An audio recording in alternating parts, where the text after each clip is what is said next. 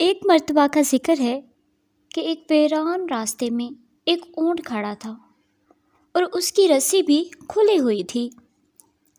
اسی راستے سے ایک چوہے کا گزر ہوا۔ اس نے جب دیکھا کہ ایک اونٹ کھڑا ہے اور اس کے گلے میں رسی ہے اور وہ بھی کھلی ہے، نہ جانے چوہے کو کیا سوجی، چوہا بڑے فخر سے آگے بڑھا اور اونٹ کی رسی اٹھا لی۔ اب منظر کچھ ایسا تھا کہ چوہا رسی اپنے منہ میں تھامے آگے آگے اور اونٹ چوہے کے پیچھے پیچھے چل رہا تھا۔ چوہے کی چال ڈھال میں بڑا تکبر تھا۔ چوہا دل ہی دل میں اپنے اس کارنامے پر بہت خوش تھا کہ اتنے بڑے اور لمبے جانور کو میں اپنے پیچھے پیچھے گھما رہا ہوں۔ چوہا دل ہی دل میں بہت ہنس رہا تھا اور کہہ رہا تھا، دیکھا کیسے میں اتنے بڑے اور لمبے جانور کو اپنے پیچھے پیچھے گھما رہا ہوں۔ اونٹ سمجھ گیا اور دل ہی دل میں کہنے لگا، اے چھوٹے سے جانور، تو کس قدر خوش فہمی کا شکار ہے۔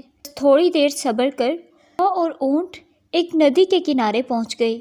ندی دیکھ کر تو چوہا ڈر گیا اور چلتے چلتے رک گیا۔ اونٹ رکا اور چوہے سے مخاطب ہوا، اے میرے رہبر، خیریت، آپ رک گئے؟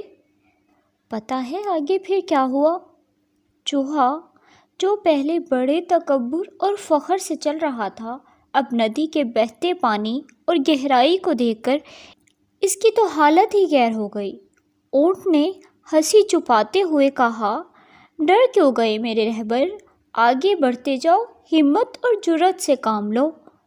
چوہے نے ڈر کے مارے ہلکی سی آواز نکالی اور بتایا کہ پانی بہت گہرا ہے، میں تو ڈوب جاؤں گا۔ اونٹ نے کہا، میں دیکھتا ہوں پانی کتنا گہرا ہے، اور اونٹ ندی کی جانب بڑھا اور پانی کے اندر اتر گیا۔ چوہے کو بتایا کہ پانی کوئی اتنا گہرا نہیں ہے، بس گھٹنوں گھٹنوں تک ہی آ رہا ہے، آپ آئیں تاکہ میں آپ کے پیچھے پیچھے چل کر ندی پار کر سکوں۔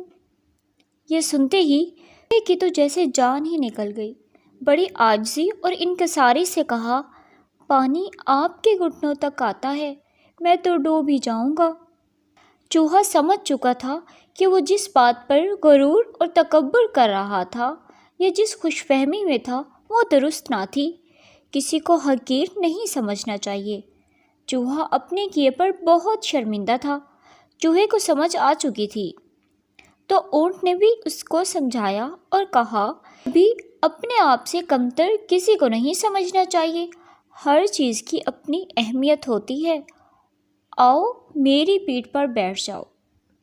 چوہے کی یہ حالت دیکھ کر اونٹ نے چوہے کو اپنے کوہان پر بٹھایا اور ندی پار کروا دی۔ تو پیارے بچوں، اس سے ہمیں کیا سبق ملا؟